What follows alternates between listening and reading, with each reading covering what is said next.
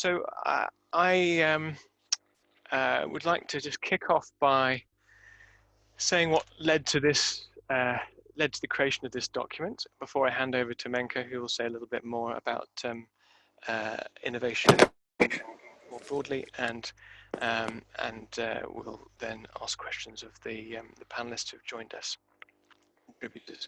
Hi, Jessica. Thank you for joining. So the Fieldbook really came, well, it was decided at a Mindfulness Initiative strategy meeting about 18 months ago that this was one of the priorities that we should work on.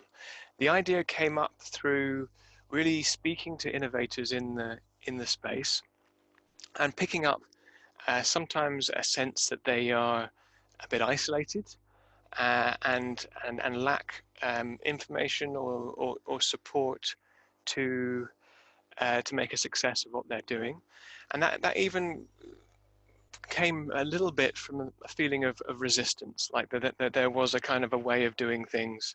There was an established gold standard, and anything that fell out of that, outside of that, was in some way looked down on, and in some parts of the sector there was a sense of sort of in-group and out-group, and I really sort of tried to support some of these folks, as well as counsel them towards sometimes a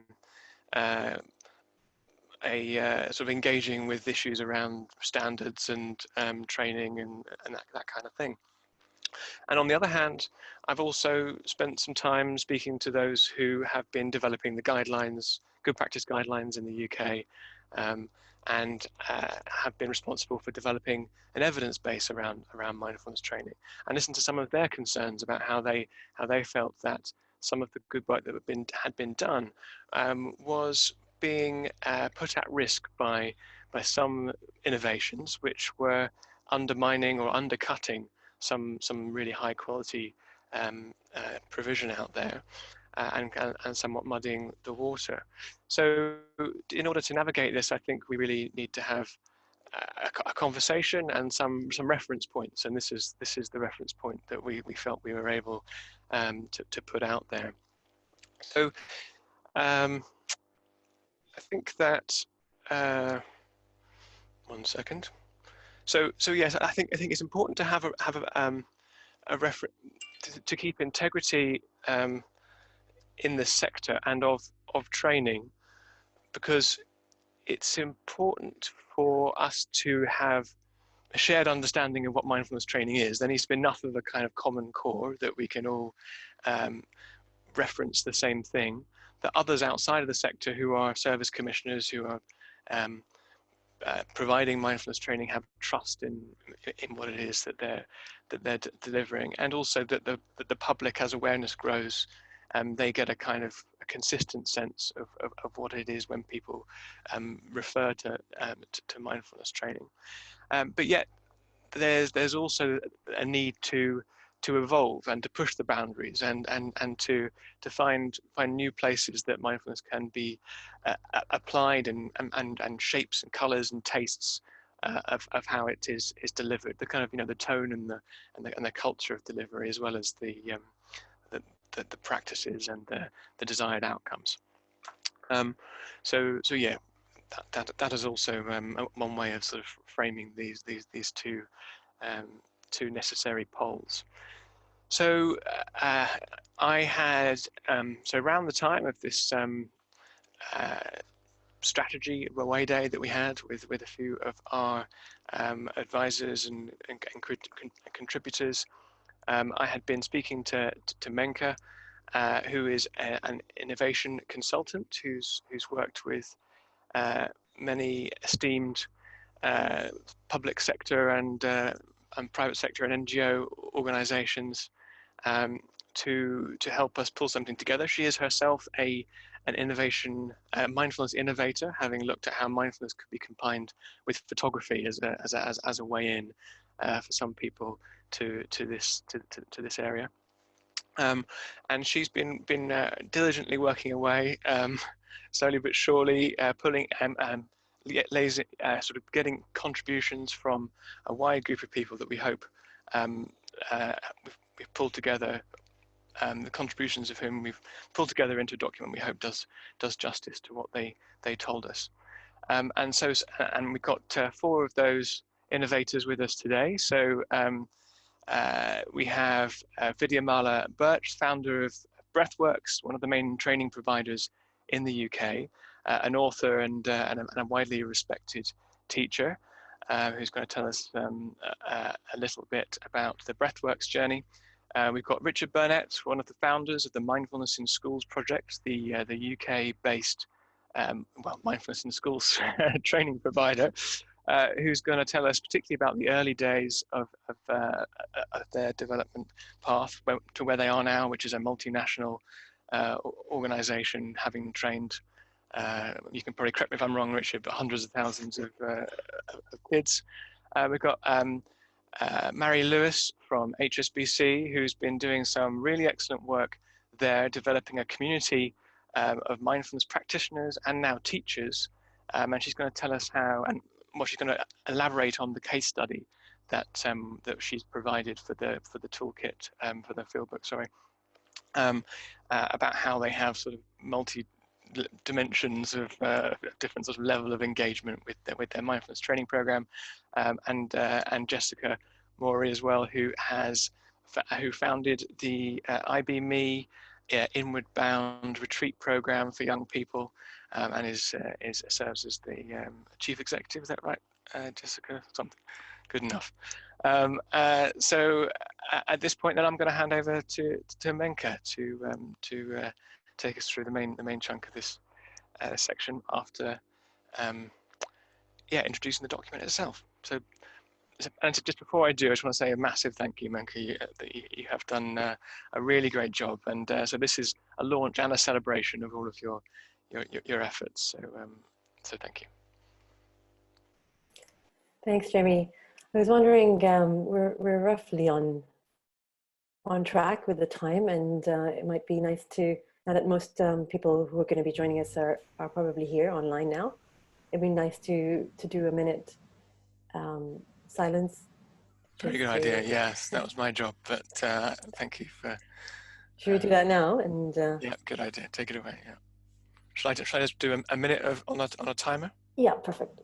And so we can sort of pause and collect ourselves, having heard what we're here to talk about today. Okay. Thank you.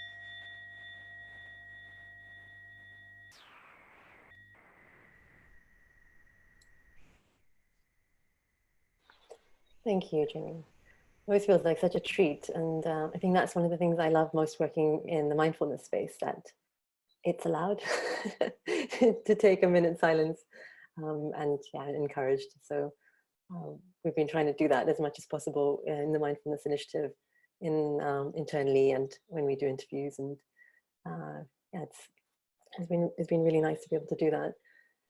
So I just wanted to add a little bit to what Jamie said about myself and about this book.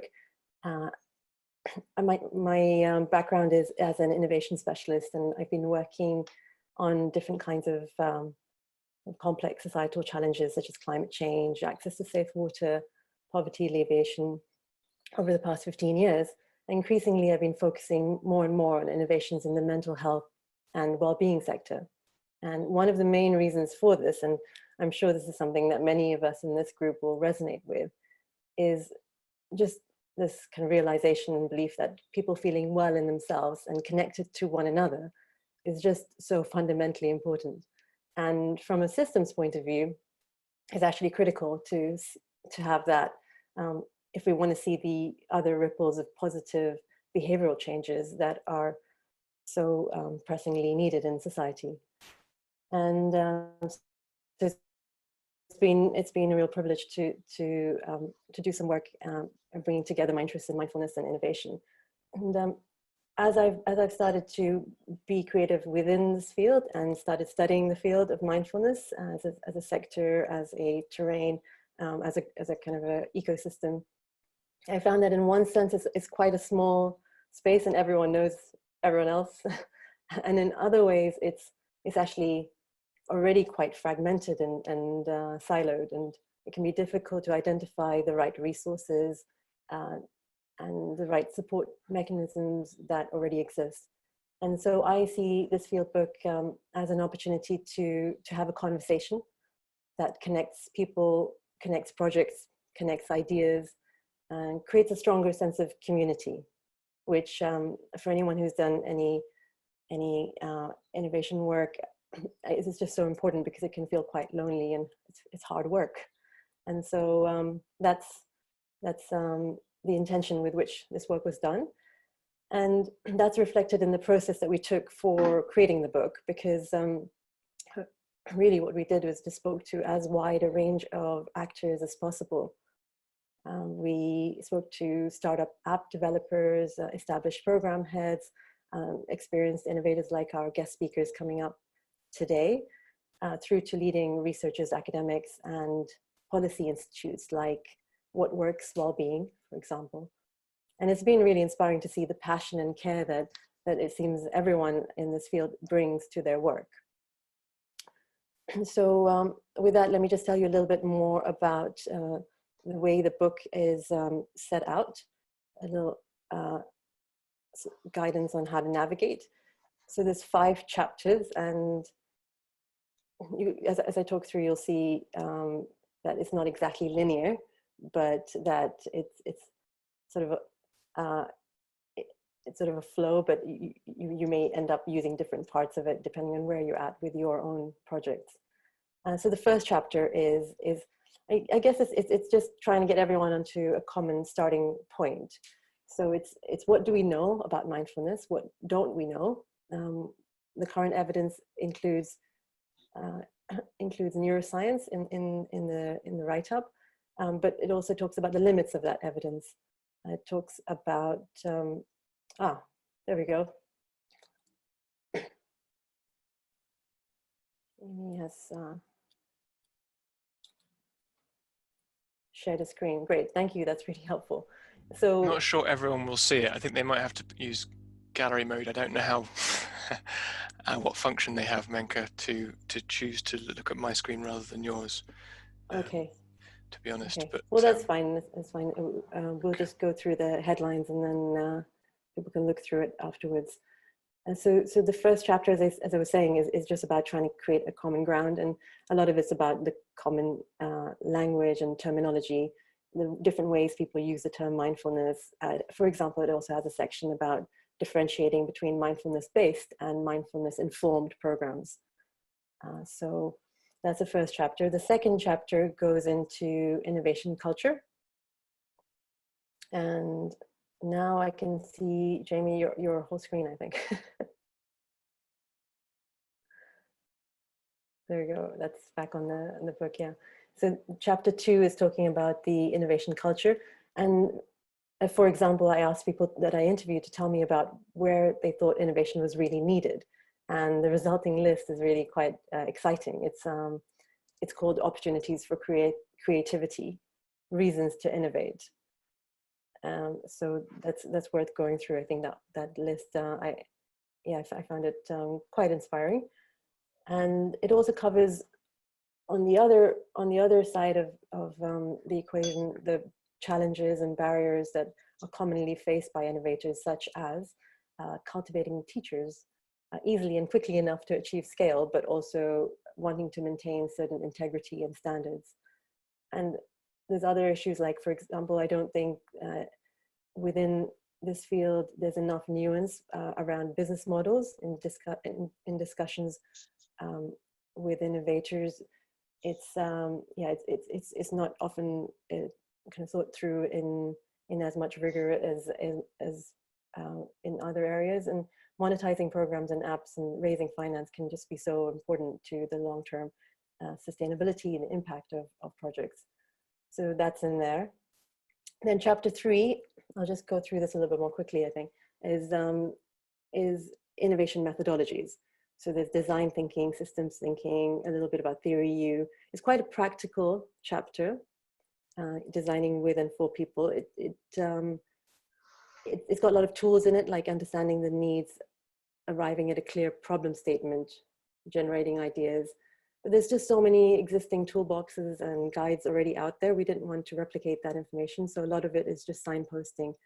And one of the key points that's made in this chapter, but I think is also really important throughout the whole book, is that innovation is, yes, about creativity, but that this is really supported and boosted by rigor, by process, by questioning assumptions, being aware of our own cognitive biases, putting everything that we develop to test, checking that it's really going to work in the way that we intend.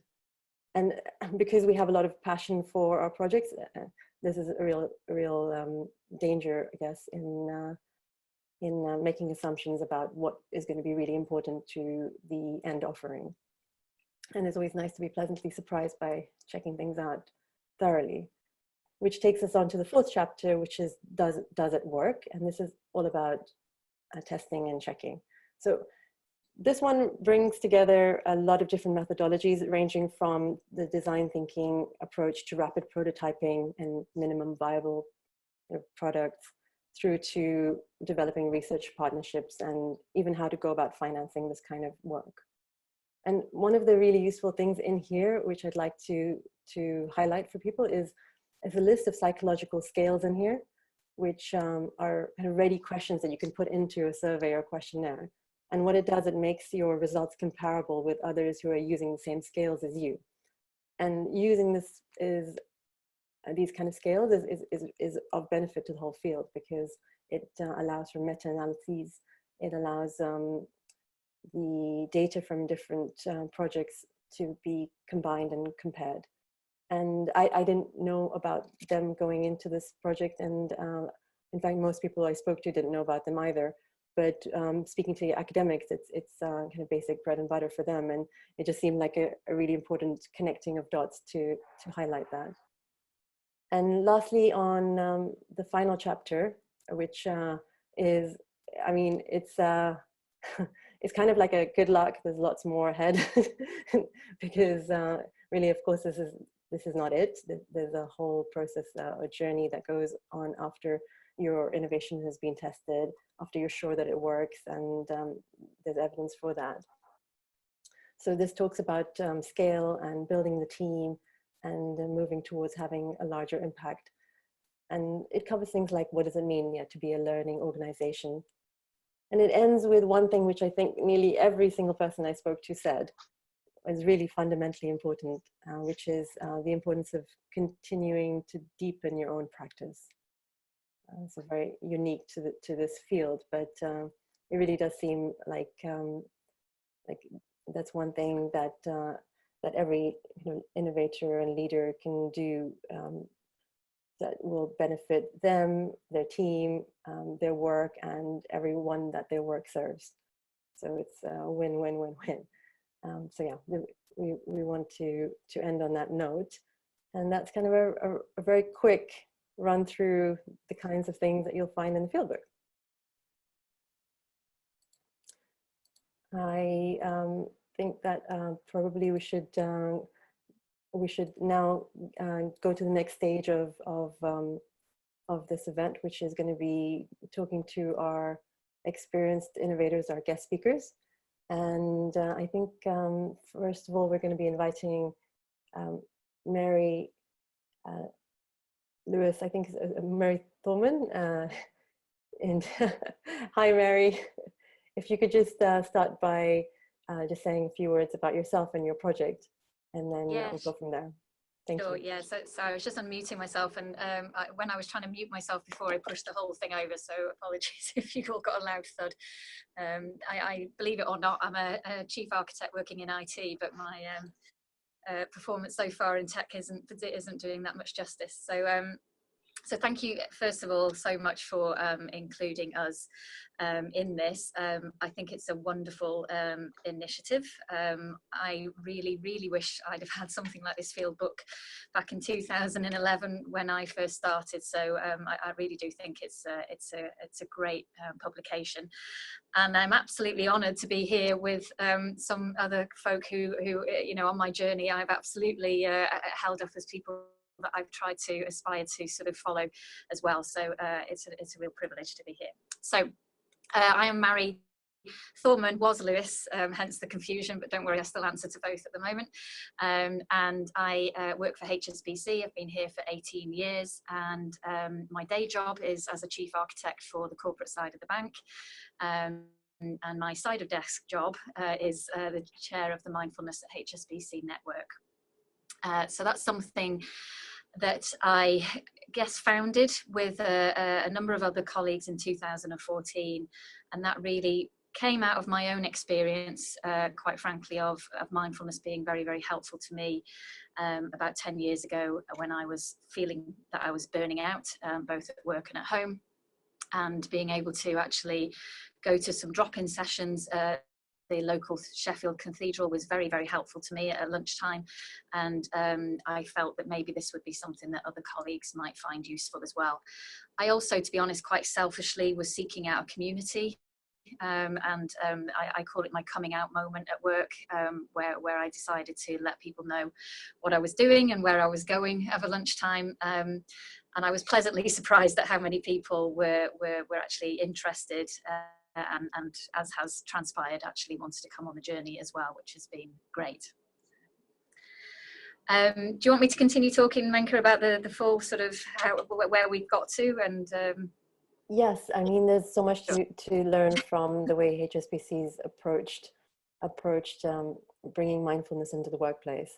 And I think one of the most unique things is the 4-stage mindful champion training model. So I wanted to ask you to share with us how that approach was chosen, sure. and also how well it's worked so far for you. Okay, yeah, that's fine. So apologies, I can talk and talk, so you will have to tell me when to stop.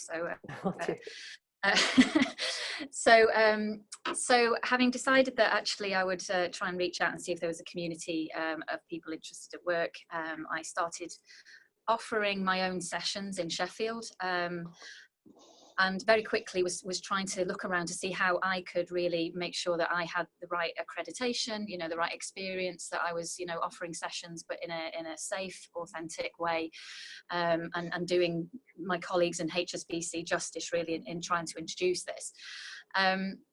And so I did a lot of research. I went to the conferences that Bangor University, the Centre for Mindfulness Research Practice, hold. And over a number of years, quite honestly, I started networking. I met Jamie. I saw people like Michael Chaskelson, who's very heavily involved in the workplace side of mindfulness, and various other people, you know, and started to try and network.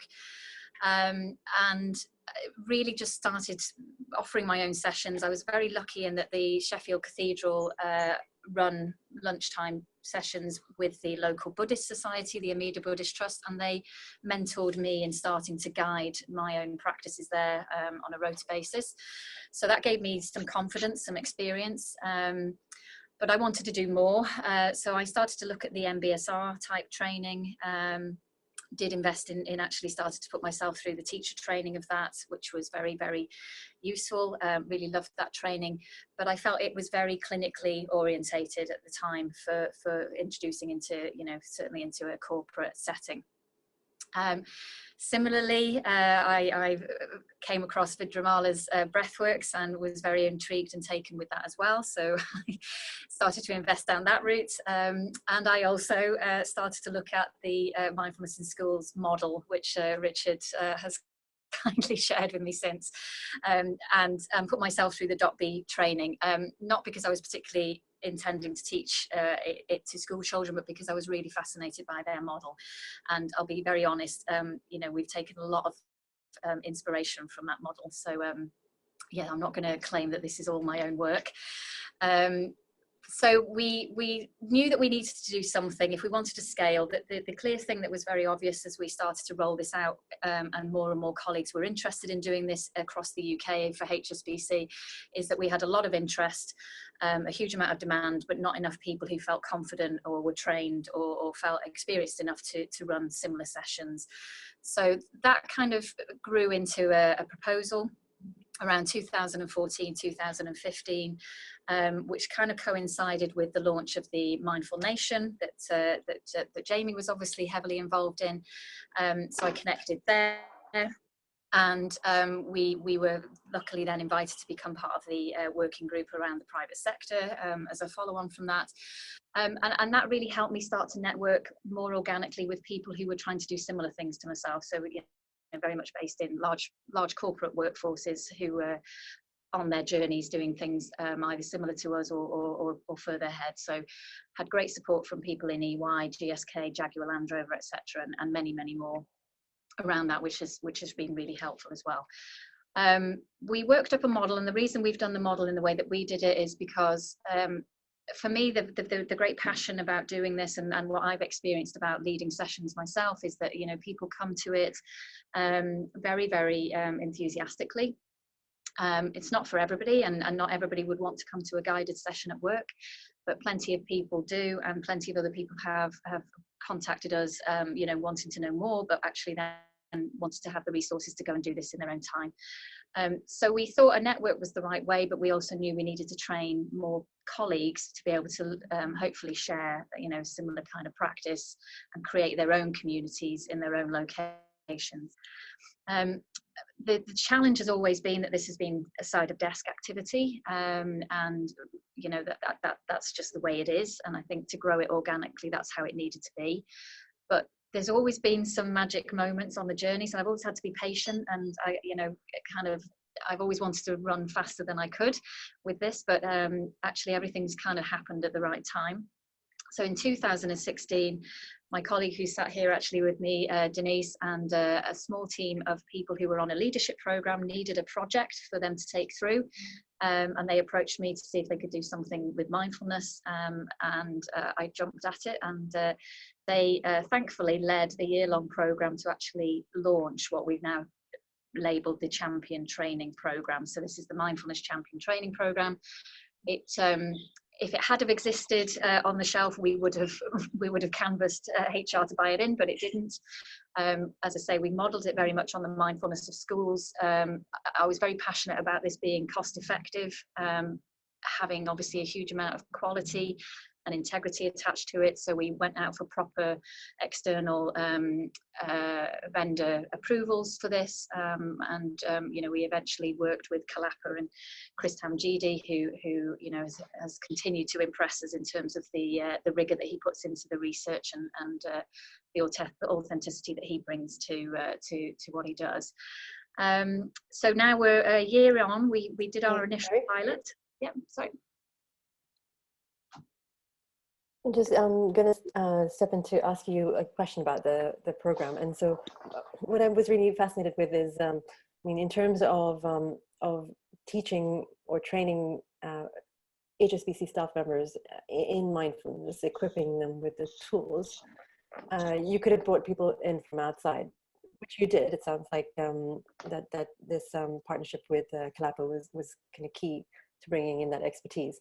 But with the model that you've now developed, it seems like you're shifting more and more towards staff members being able to teach their peers effectively as a kind of sharing. Here's something that I've benefited from. I want to share it with you. And the kind of the term champion is a really nice word for that. And I wondered why you chose that, given that it's not going to be anyone's day job to be a mindfulness teacher, and it's always going to be something that they're squeezing in and are passionate about. But why go down that route?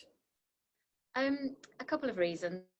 And I think, and it's not the easiest of routes, but the passion I have about it is making sure that this is available to everybody who wants it. So we want it to be inclusive and demand-led. And quite frankly, I guess in a nutshell, you can't change a culture from the outside. So mindfulness to me within the setting of the workplace is really about how do we introduce it to people so that they can use it obviously in their work and home lives, but hopefully in the workplace that we can actually start to really engender some changes over time about how people operate, particularly in a large corporate global company that's obviously got lots of pressures and lots of change going on in the wider external environment. So I didn't feel that we would get the longevity and the real embedded sustainability if we focus just on external providers. Funding is always a challenge with these sorts of initiatives, and we are getting support with that now, but I don't expect that support will be there forever in the same way that it is perhaps at the moment. So I wanted to make sure that we had a model that allowed us to bring as much of that expertise and that training internally, so that where we have colleagues who are enthusiastic and passionate about this, that they can continue to do that. But yeah, it does come with obviously quite a number of challenges in terms of making sure that people get the right support, from the exec level down to their management in terms of the time that they need for the training, but also the time that they're investing in actually providing these sessions to their colleagues. But it feels like the right model, and it's an absolute joy to have people do the same thing that I started doing. Yes, yeah, lots of good reasons to take on that challenge, and yeah, really inspiring to hear about it. I wanted to just share with everyone also that what you told me when we spoke before about it going global as well, and yeah, how the HSBC work culture would be different in different contexts as well. So it'd be interesting to kind of watch the space in terms of how far along is it in terms of how many teachers are now at the point where they can share mindfulness with others, not teachers, but how many staff members are at that stage now where they can teach others. So we had a which countries do you operate in so far? Okay, sorry, yeah. So we had a pilot that finished last summer that was UK focused, and we got 30 people trained to the level where they could provide sessions and introductory events, etc. Within months of them having done that training, our return on the investment, as compared to bringing external people in, was at 75-80%. So we easily proved the value of the money, and we will well have exceeded that by now, a year on. So we're now relaunching that training to a much wider cohort, and we are now, as part of that, trying to support some of our global colleagues who want to do similar things. So it's likely that we will hit the Americas next, because Canada and the US and Mexico are very keen and already have some very similarly enthusiastic folk who want to take this forward. We do have people in other countries across Europe and in the Middle East as well, and we're starting to engage with some of our colleagues out in Hong Kong and China and India. So it's going to be mainly focused on the UK to really embed and try and get a sustainable operating model up for this. So there are still a few policy and HR things that we need to make sure that we put in place, because the key thing I've always said to myself is it's worth doing if it helps one person. And if it starts causing me or anyone else stress, we need to stop and question what we're doing. So the HR pieces, are very important to that stress side of things. But yeah, we've got a very exciting launch coming up in October and over the next year. So we will hopefully have much bigger numbers to report. Great, very exciting. Thank you for sharing. I want to appoint people to the case study, which is in the Fieldbook, which is on page 33, and it goes into a bit more detail about the 4-stage mindful champion training model. And but yeah, it sounds like there's a lot more in the pipeline, so it'll be really fascinating to keep updated, and maybe in a future iteration of the Fieldbook we'll have something more to say about the global side of things as well. So yeah, thank you very much for sharing, Mary. You're welcome. Thank you. Okay, so we now have Richard coming up next. His video is, oh, there you go. Yeah. Hi, Richard. Are you happy to? Yeah, jump on the stage next as our next speaker? I'm sorry if my shirt is going a bit psychedelic on people's screens, because it is in my mini version here. Never wear a striped shirt on a TV. So yeah, I'm Richard Burnett, and I'm co-founder of Mindfulness in Schools project.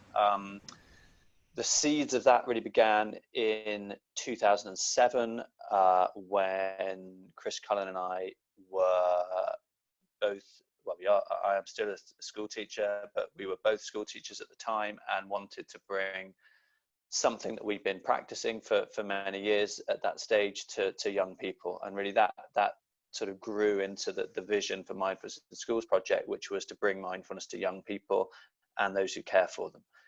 The latter being also very important. It's not just about the kids, but it's about helping teachers teach mindfulness and helping teachers cope with the challenges of the profession. What we hope is for the flourishing of young minds. You know, that's really what we are aiming for. So it's not just about helping kids and teachers, cope with anxiety. It's also just to help them be the best version of themselves and to flourish in whatever field they choose. So I guess, Menka, you were asking sort of what we learned along the way.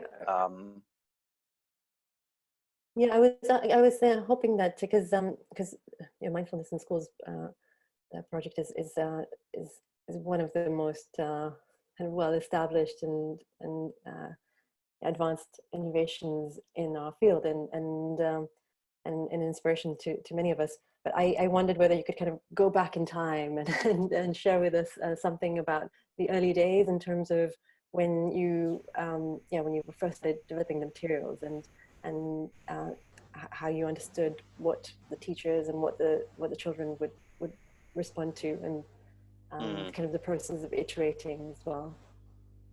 Yeah, I mean, I guess that's what we did. We tried it, and if it didn't work, we tried it again. I like the Samuel Beckett phrase, you know, try, fail again, fail better, which I think is a great sort of waiting for Godot phrase of how you develop things. You try them, and if they don't work, you amend them. And I guess the real joy of working with Chris as another classroom teacher is we would write materials, we would take them into classrooms, we would teach them, and we would amend them. And so by the time, you know, now we're on about our 10th iteration of .B, and I guess you write from your experience, and you write just not from your experience of mindfulness as a practice, but from your experience of how to communicate it.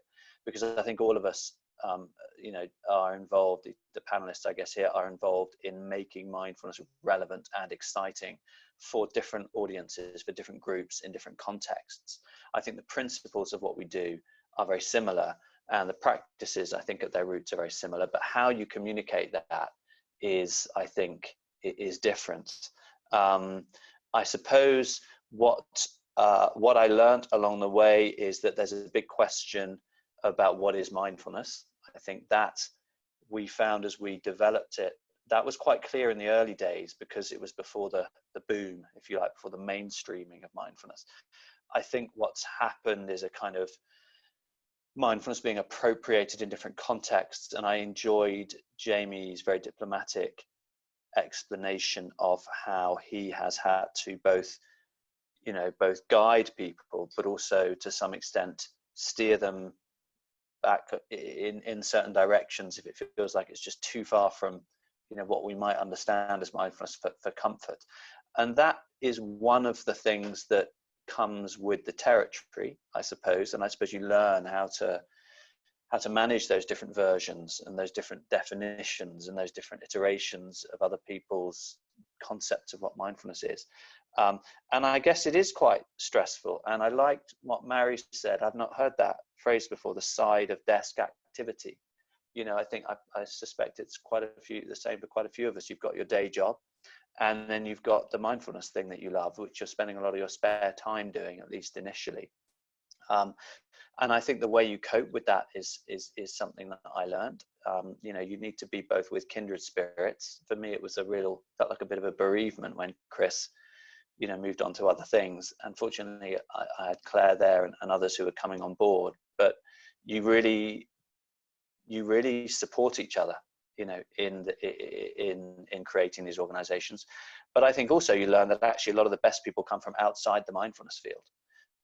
And if you just stick with people who are into mindfulness, it's much harder to make your organization grow, because actually your best finance people, your best marketing people, your best personnel people, your best managers, a lot of your best business strategists are actually not going to be mindfulness practitioners.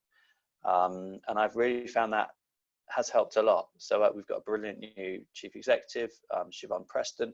Siobhan, you know, loves mindfulness, and she has, you know, she's learning about it. But the fact that she isn't kind of, you know, a dyed-in-the-wool mindfulness practitioner has actually been really helpful, because it means they can see it from everybody else's perspective, not from this sort of goldfish bowl that we as mindfulness practitioners sometimes feel like we live in.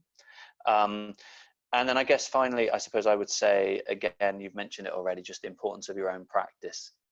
You talk about deepening your practice. I suppose I might describe it as kind of evolving your practice, because I think what you learn is how to develop your practice and use it in different ways, in different contexts, because sometimes you don't have the luxury of deepening it in the sense of, you know, going on a 3-month depth retreat in the middle of your development of the organization. So to some extent, you're inhibiting your ability to deepen in a sort of almost monastic sense, because you're engaged in, you know, in the mundane at a very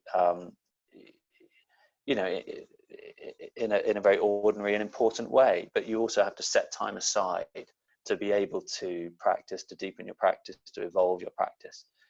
That's how you keep going, if that makes sense. Thank you, Richard. It's very rich learnings from over many years, I guess. When was it that you first started working on mindfulness in schools? 2007 was when Chris and I kind of met and started teaching in classrooms. I mean, I've been teaching in classrooms a lot before then, but I didn't think of it as mindfulness. I thought of it as meditation back in 2002. Yeah. And then I discovered secular mindfulness and thought, ooh. And the current curriculum that is being taught right now, I guess it's been developed over that period of time. How many times and also iterated? Well, we're on our sort of 10th version of it, but then also we have Pause B, which is for primary, and then Dot Begin, which is a kind of an introductory course for teachers delivered face-to-face through Zoom. And so I guess that's the other thing. Things develop from the sapling that grows into a tree, and then little branches come off, and then knowing which branches it's worth cultivating and which ones it's worth chopping off early before you spend too much time on them is also an important part of the journey. Yeah, innovator as gardener. A good metaphor. Great. Thank you very much for being here with us today for the launch, and for being part of the whole project. On sharing so honestly and candidly. Oh, thank you for having me, Menka. It's a real privilege to. It's a real privilege to be here. Thank you. It's fascinating stuff. Brilliant. So with that, we're going to ask Vidyamala if you could join us as our next speaker. And Vidyamala, if you could, I mean, there's again, breathworks is another of the most advanced innovations in this field is one that we all look up to, and it's been successful in so many different ways. So we could really talk to you for a very long time, but I wanted to, for the sake of kind of rounding off the conversation and looking at different aspects of the innovator's journey, I wanted to ask you to share about evidence, and specifically kind of scientific evidence, and collaborating with researchers. And I know, yeah, and I know that's something that you're very, very proud and proactive about with BreathWorks. So yeah, please do share with us your learnings on that front.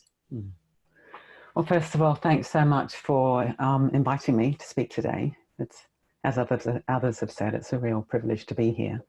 And I think the book is brilliant. When I got it, I got a draft a few weeks ago, and I thought, this is amazing. You know, pulling together all this material, and I would have loved to have this way back in 2000 when I was, you know, the very first courses that I was trying to run. And yeah, I think it's a brilliant piece of work, so well done. It's also beautifully designed. I like that sort of thing. So yes, research. So we have prioritized having an evidence base at BreathWorks, and there's a few things I want to say about that. The first is that none of the founders were academics, and I think that's interesting for other people to hear. You might think you have to be an academic to do proper research. None of us were academics, and none of us even had a university degree. So we were long-standing mindfulness practitioners, and I came in as somebody with a disability. I've been, you know, out of the workforce for decades. But every time I went to hospital, this is quite a funny story. I go to the hospital to see my spinal consultants and so on, and I always had to fill out these wretched questionnaires. And I never understood what they were, but I knew that, you know, when you're a patient, you keep being given these questionnaires. So I kind of thought, I must be doing this for a reason. So then I asked around, and I learned about, you know, evidence-based medicine and quantitative research, which is where you have these standard questionnaires, and then they get analysed, and it shows whether your program's effective or not in terms of those domains. And it's really excellent that you've published a list of the most widely used psychological questionnaires in the Fieldbook. And then I approached a woman called Amanda Williams, who was a leading clinical psychologist in the pain field. I can't remember how I heard about her, but I went to a conference with the British Pain Society, and I met up with her for lunch. And immediately I felt I had an ally. And Amanda has been absolutely amazing for 20 years, or 15, 20 years. She's walked beside me every inch of the way and really helped us develop our evidence base. So I think that's the first point I want to make, is you don't need to be an academic or a researcher yourself, but you need to find an ally, ideally, if you're at the very early stages of all this, somebody who gets what you're doing, who's passionate and is willing to help you figure, you know, because it can seem very bewildering, the whole research field. You know, if you're not in the know as an outsider, it can seem quite bewildering. So Amanda's been just, I can't express my gratitude to Amanda enough. And unfortunately, there's probably not many Amandas in the world because she is so exceptional. But there'll be, you know, other people who just want to give, want to help people, and want to help develop the evidence base. So then I was quite interested. If I hadn't injured my spine when I was a teenager, I think I would have been a scientist. So I had a natural interest in the sort of more sciencey side of things. And I came to learn that the evidence base is important, I think, for two main reasons. These are the two reasons that I consider to be important. One is that it's important to objectively evaluate your work. Otherwise, you're just going with what you like or nice things that people say to you. This whole idea of confirmatory bias. Whereas if you use questionnaires and so on, you're getting very hard data in terms of whether what you're doing works or not. So that was important. And then I quickly learned that the world that we're trying to bring mindfulness into, and particularly with BreathWorks, with the pain focus, the more clinical focus, it values an evidence base. You need to have an evidence base if you're going to be taken seriously. If you want to be credible, you want to get funding, you want to break into the health service and so on, you need to have an evidence base. So I learned that quite early on. So we started doing questionnaires really from about 2001, 2002. And even at that point, I didn't have a clue what they were for. I just got some questionnaires from somewhere and kept on giving them to everybody. And then when I met Amanda a couple of years later, she said, wow, this is amazing. You know, you've got so much good data. And then we started to crunch the numbers and get the results. And I still remember the first time that we got the first initial analysis of what we were doing. And it was a bit sort of nail biting, you know, is it going to show that it works or not?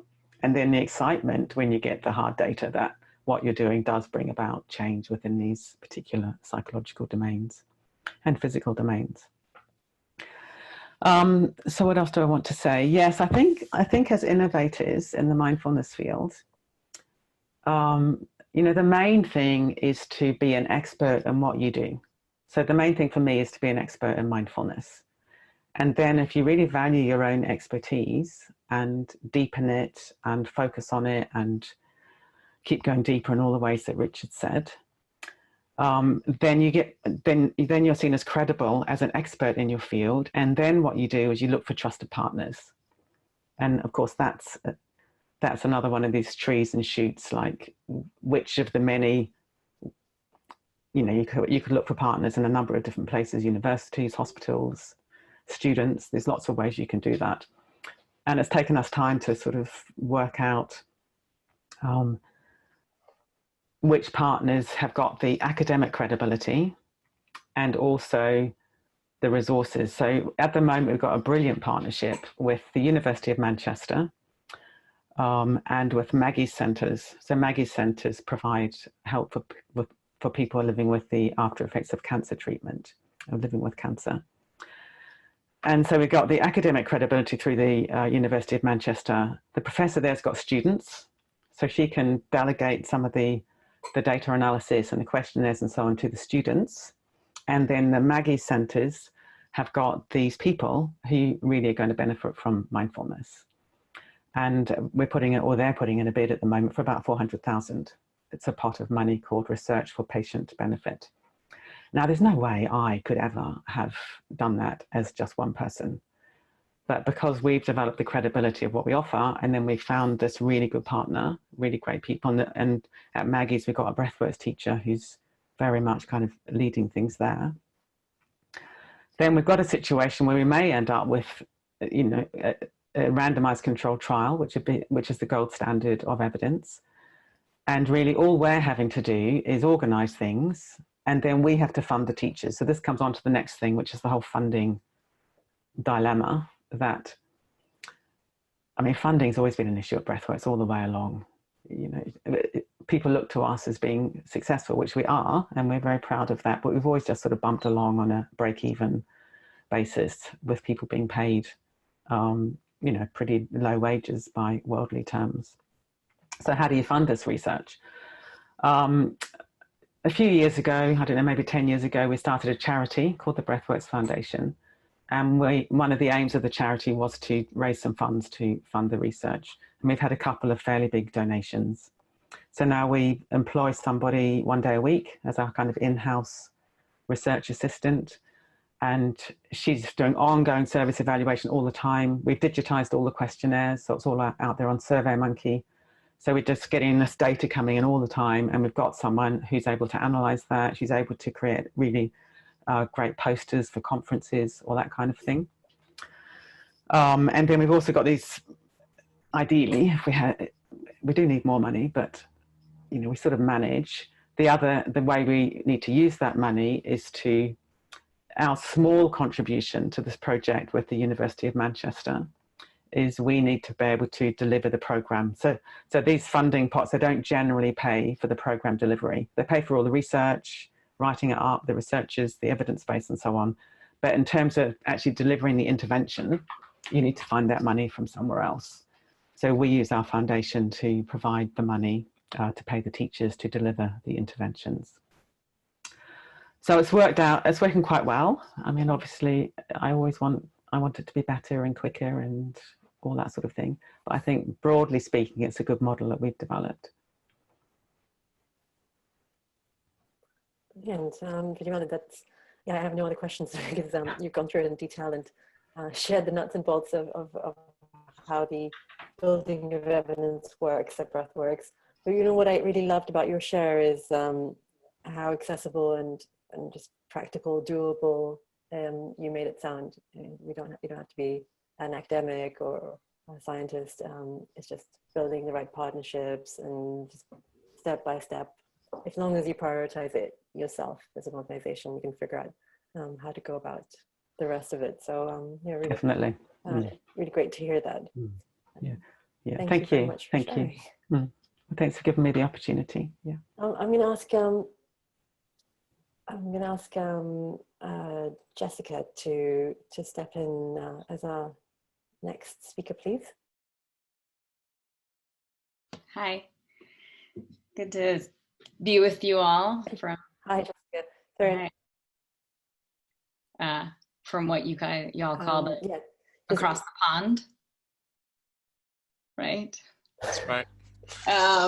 So I'm over here near Boston. Yes, exactly. Yes. And Menka want me to just dive into some of the thoughts that I had based on our earlier. Yeah, I think there's a tiny bit of lag on the call. But yeah, thank you for joining us very much from across the pond.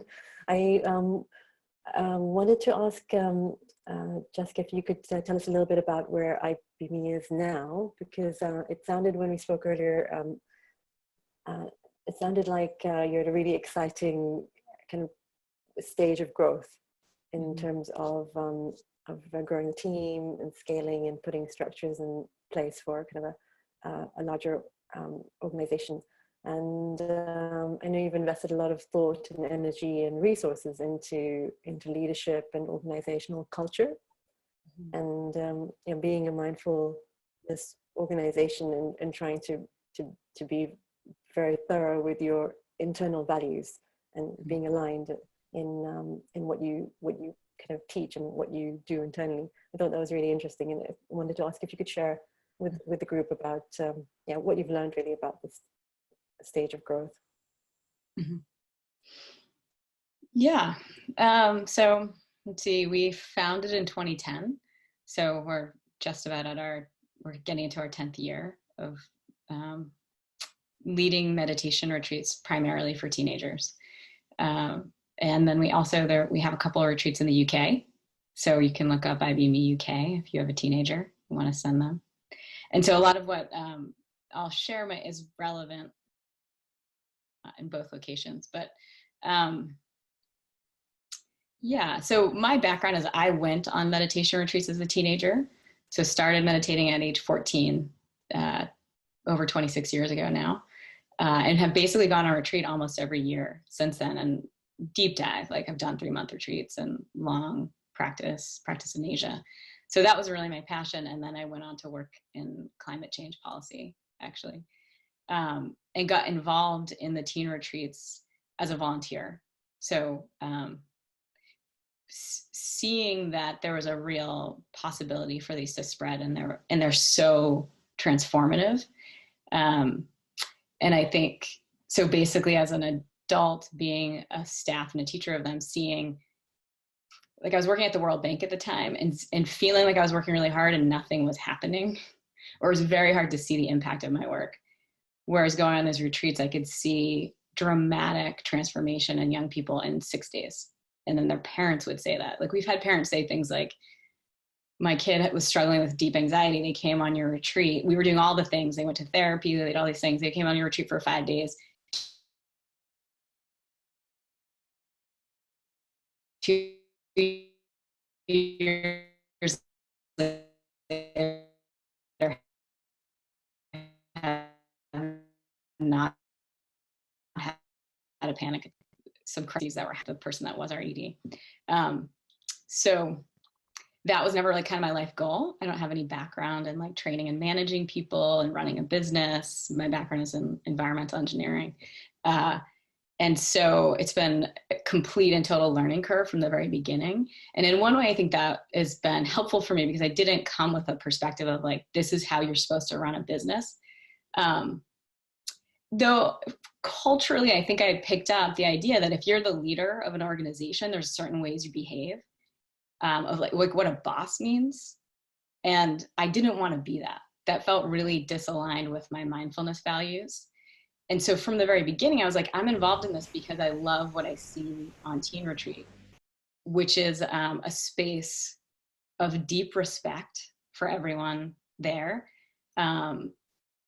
Pretty non-hierarchical. We come in with the view that young people we're not putting anything into a young person. We're giving them a container and a space and skills for them to more deeply be themselves and decide what they want in their lives and feel empowered. Right? So this is the ethos of the retreat. And the way that we work is very collaborative. There's always a teaching team and a staff team, and there's a lot of communication, collaboration. So it was really challenging for me to then step into this role as a leader and be like, whoa, this is not, first of all, it doesn't feel, my idea of what it means to be a boss doesn't feel aligned with my deeper values, particularly my mindfulness, compassion, and practice values. So it feels like my process in the past 10 years has been trying to figure out, like, how do you actually run a business in a way that feels, in one way that feels like how it feels on Teen Retreat, with that level of respect and compassion. And yet at the same time, I have a real drive towards excellence personally. I'm incredibly hardworking, probably what you would call type A personality. And so I also expect people to do a really good job. If they have a role, I expect them to do an excellent job at their role. And so that has been this tension internally. And then I think in the way, okay, how do we do that? How can we be excellent and hold compassion, mindfulness, humanity, deep connection to humanity in the ways that we work together, in a really resource constrained environment. So just like Vidyamala, it's, we're sort of, it looks like we're successful, but fundraising continues to be a huge challenge, and figuring out a business model continues to be a huge challenge. Basically running every new Teen Retreat loses tens of thousands of dollars. So our business model is like, the more you grow, the more money you lose, which is challenging. But yet it's like, so needs to happen. So those are some of the things I want to say. I guess one of the experiences I've had is similar to what Richard was saying. In the beginning, I only hired people who were like hardcore mindfulness people, deep practitioners. But then what I discovered is they didn't have the competencies and skills to do our IT, make our website, do the marketing, the finance, all the things that you were naming. So in some ways I actually then flipped and went to like, okay, I don't care if you meditate, like just as long as you seem great at running a business. But that was also not actually effective. So I feel where I am right now is finding this balance. And so it does mean the pool is small of people who really care about what we're doing, but also have incredible skills at the particular role they're going to be in. And the good news is, because mindfulness has spread so much and is so big in the US, just like in the UK, I think there's a wider population of people who care about this. And because of the research, people see that for young people, it's so important. So there are people, basically what I'm looking for now is people who care about our mission. So they have to be mission driven. They have, because otherwise, like, why would you make very little money working very hard and being super skilled? So they have to really care about the mission, but they don't have to have been on 3-month silent retreat. So that's been a big place that I've found. So mission matters. And we give, one of our benefits is that you get a week of silent retreat in addition to your vacation, and we pay for that. So, someone needs to see that as a good thing, that they want that benefit. And when I'm really encouraging, it's like, it's a benefit, but I'm also like, I really want everyone on the staff to be at least doing a week of silent retreat every year. So those are some of the things. Maybe one other piece, like I hired a consultant who works in nonviolent communication, and that's been where I've really learned like how to turn my practice values into life. Her name's Mickey Cashtan, and she's incredible. So she's been working with the organization to set up collaborative systems. One thing we did is we read the book called Reinventing Organizations, which is, I think, an incredible book. And it describes some of the systems basically that we're trying to implement at IBME, which include shared decision making, but maybe more distributed decision making. So for example, so it's really an exploration of power. If you have a responsibility, you get the authority over that area. So that's one of the things. And for me, that's always been like, I never wanted to be the decider. I hate it when people are always like asking me what to do. I'm like, I don't know. What do you think we should do? And we've sort of turned that into a way that we function now. So it's very collaborative in that way. And then also we spent a lot of time working on feedback and communication systems in the organization and training people about how to give each other effective feedback, how to give the difficult feedback. And so we have it built into our work relationships that we do feedback. The more that we're interacting with someone, we have like weekly. If I'm working with someone very closely, weekly meeting, 30 minutes is feedback. And what the practice there is like to give it, even if you're like, oh, I don't have anything to say, you do it anyway, just so you get practice and like saying the hard things, hearing the harder things. And those can just, and so before things fester and turn into a problem. So I think the real focus is like, how do we have true, authentic, honest, open communication, even when it's difficult? So we do that in the organizational level, and then we've spread that out to all of our teaching teams. It's a major part of what we require of our teaching teams, that they know how to communicate. And so maybe the last piece I'd say about this, what's exciting for me is as I'm developing these skills organizationally, I'm turning back towards my practice lineage. I'm actually in a long-term teacher training with the Insight Meditation Society. And I'm like, oh, wow, we need to, the Buddhist Center needs to do this. Like, this is a gap in their functionality. So I'm like driving all this feedback and communication systems within Buddhist communities as well now. So, yeah.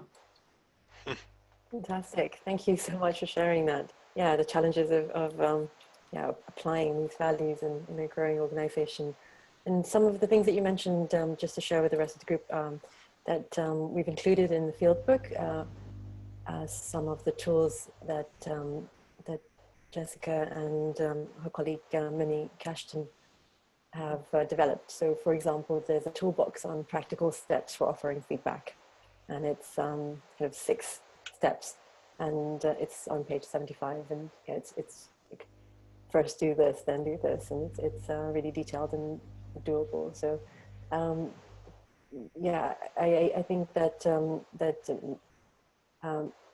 that the other thing I wanted to share is that there's probably a lot of learning that we can do around business model from you as well, because I found it really interesting that you don't want to say no to anyone to join your retreats purely because they lack their funds.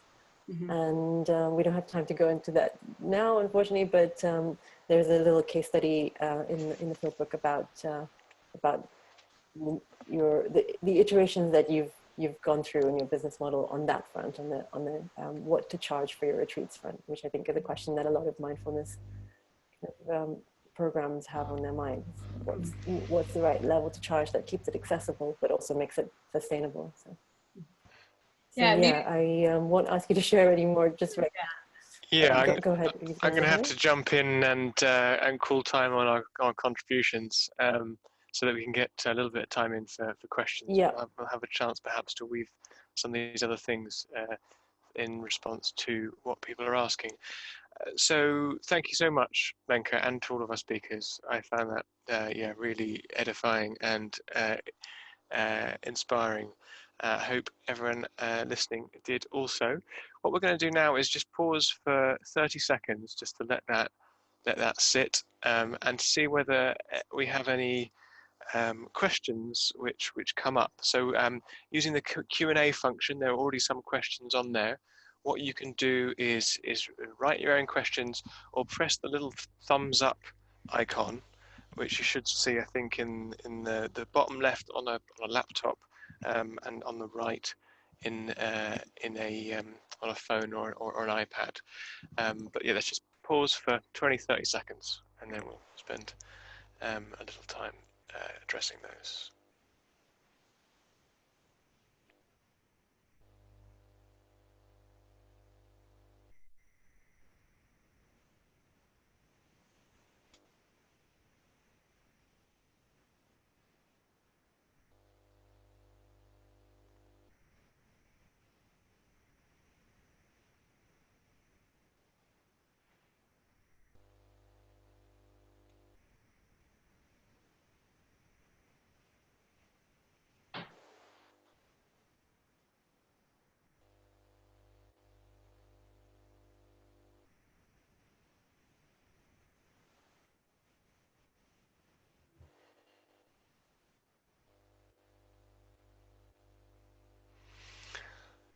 Okay, so I'm going to read through the questions. We've got 9 open questions currently.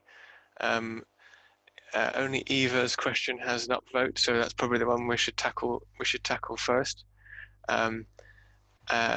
In brief, Jessica, could you say a little bit more about the honest feedback process, and particularly how that works across different cultures you've worked with, sort of variants there?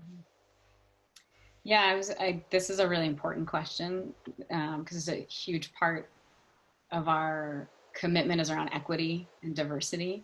And so the piece is part of that, but then, so what that means is that we're working with very diverse, well, to some degree, diverse communities and cultures. It's a real value that we have.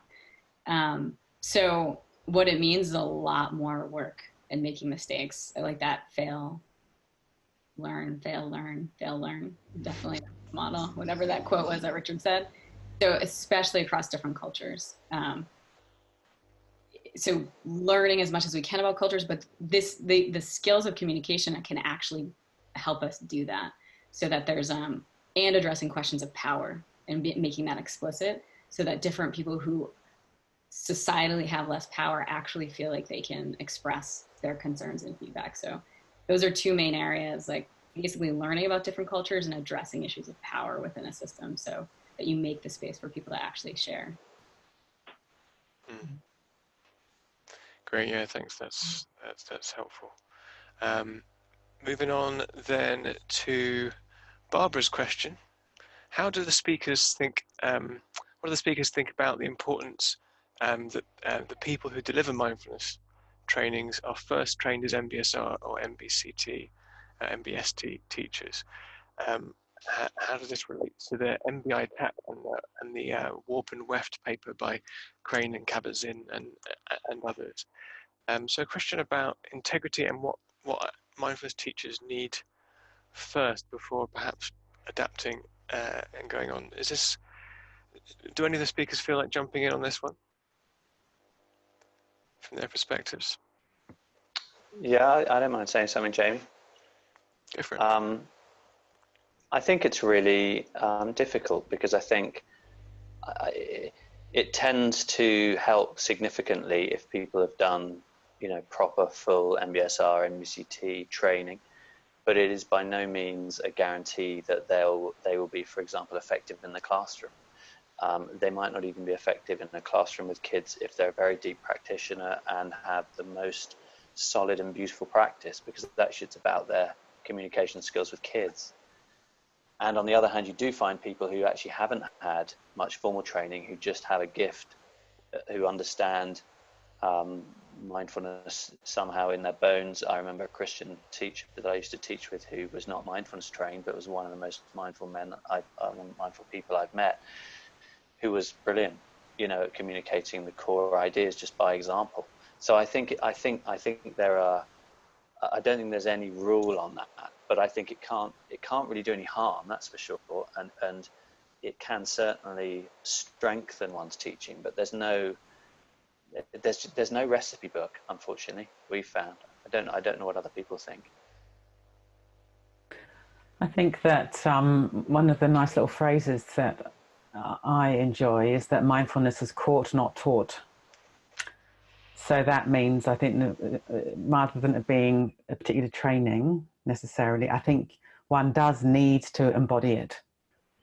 And one of the dangers, I think, of the popularity of mindfulness is it just becomes another word and becomes quite meaningless over time. I think the popularity is brilliant, and I'm a great believer in innovation and adaptations and so on. So I think ideally one, however, like Richard's talking about this Christian guy who had it in his bones, it sounds like. So as a teacher, that's the question: how do you get it in your bones? And then how do we train other people to get it in their bones? I think there's also, just to add a counterpoint there is what the MBCT and MBSR curricula are pointing towards is something specific. There is a specific pedagogy there, and there is something within the mindfulness pedagogy that's been tested now many thousands of times, which which it's easy to think you get if you haven't been through a teacher training program. And I speak from personal experience here. Like, you know, I meditated for, you know, all these years. Of course, I'll just do the formality of, you know, going on the teacher training thing, and then I was just really surprised by actually, this is different from what I thought it was. It's different from how I'd been trained, and it has a real value to it that is quite special. So I think it's I think we need to have a dialectic between these two poles. We need to value what was put together and the work that's been done to create MBSR, MBCT, and the other adaptations, as well as making potential teachers feel like there's a pathway that's open to them, that it doesn't require you to do a 3-year training or whatever. I think, Mary, do you want to jump in on that, because you probably have quite a lot of experience in that element? Yeah, and I mean, I agree with everything that's been said. It was a real challenge for us because, you know, as I said, I put myself through the MBSR teacher training because I wanted to check that out. Was that an appropriate way to try and give myself the right accreditation and confidence? And I, you know, absolutely enjoyed it, but I didn't feel it was appropriate for the workplace. And, you know, so what we have done in part of the champion training, and as Menka said, there's 4 levels, is everybody who wants to get to the first level of promoter would go through what we're calling the foundation training, which is a kind of an adapted version of the MBSR 8-week type model.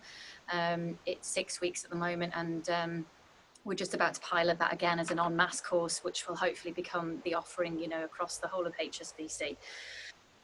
So we would require that people have a practice, that they can demonstrate that they have that practice. And I think in terms of, you know, whether they've got various MBSR, MBCT background, it's always an advantage, you know, to Richard's point, but it's not a guarantee.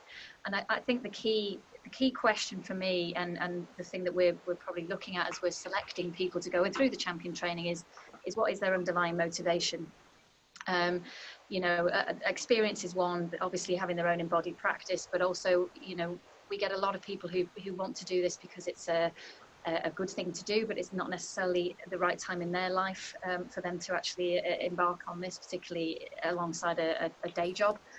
And secondly, you know, we did find this, and I think because obviously working for a large corporate such as HSBC, a lot of people who've entered into, you know, mindfulness teaching as a profession aimed at the workforce, you know, see it as a place where there's money to be made, and you know, the quality of people that have approached us has varied massively, and you can generally tell whether somebody is embodying it and authentic, or whether they're not. And again, that has not necessarily a relation to what kind of qualifications they've done in the background.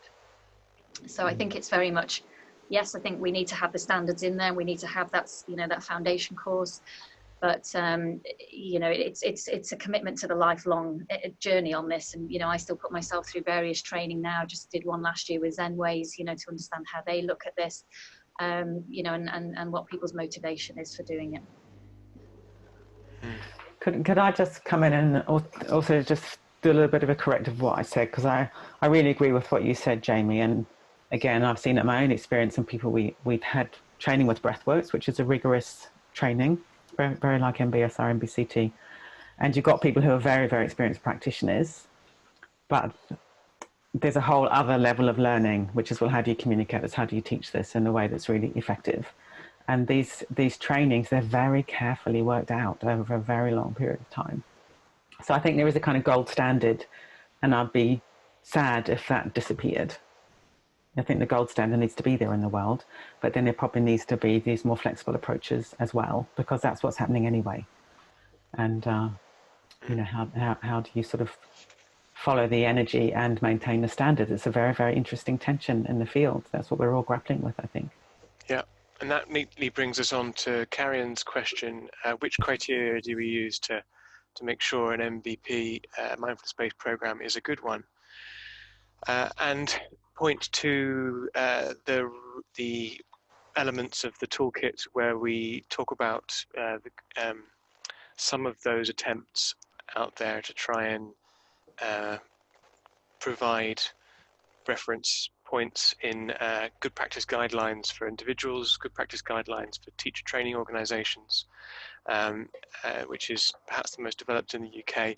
But what I should have mentioned at the beginning actually is that Mindful, who published Mindful magazine and Mindful Online, have helped us with a bit of research for the sort of Canadian and US landscape.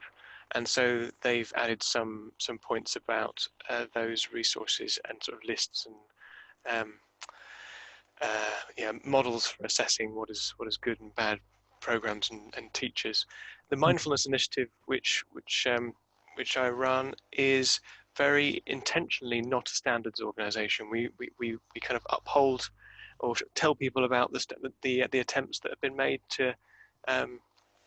to discuss and discuss standards, but we try and be a sort of a big tent talking shop about all the different views within the sector, so that we can come together. So yes, check out the toolkit for those attempts that have been made about how to establish criteria. A specific question from Kim Evans, Mary: do your teachers have supervision? Very good question. So no, not at the moment, but it is part of the program that we're building in. There is informal buddying in place, and everybody has got access to, myself and a core team of people, but we don't do formal supervision at the moment. That's probably one of the things where we differed in terms of the good practice guidelines, which we have always thought to try and follow.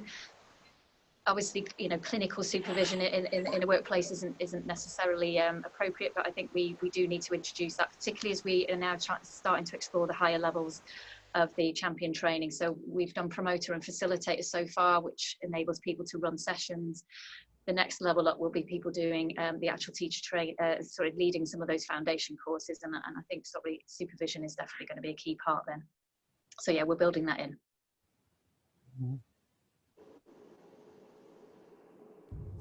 Thank you very much. Okay, we now have run out of upvoted questions. So I just want to add something to this discussion about credibility. Just to say that there is a section in the Fieldbook about building credibility for yourself, for your team, and for your teachers, and for the content of your program or app. And there are so many different views on how to get that credibility, and obviously the teacher training is a really great way of learning and deepening, and at the same time being able to have that outward facing credibility. But that, because it takes such a long time to do that, and it's also not accessible for everyone, and other ways, and so there's a bit of discussion. And just to flag one idea, which is to bring in experts as supervisors or board members or supporters, content experts, and just to it's not like a all or nothing approach, basically. That and there's a list of places where you could find people like that, in the mindfulness network or in the supervisor network. And in the US and Canada, there's lots of different prominent centers, which would be a good starting point if you're looking for someone with that expertise to bring it in to your innovation. Great. Okay. Thank you, Menka. And that then sort of pretty neatly brings us into the final minute of this this launch and celebration. So thank you once again to my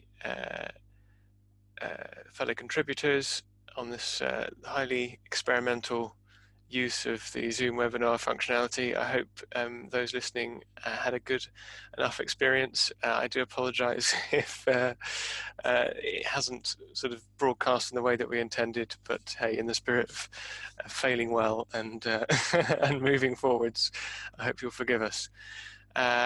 So yes, has anyone got any sort of popcorn last thoughts in the final 10 seconds? Is anything left to be said?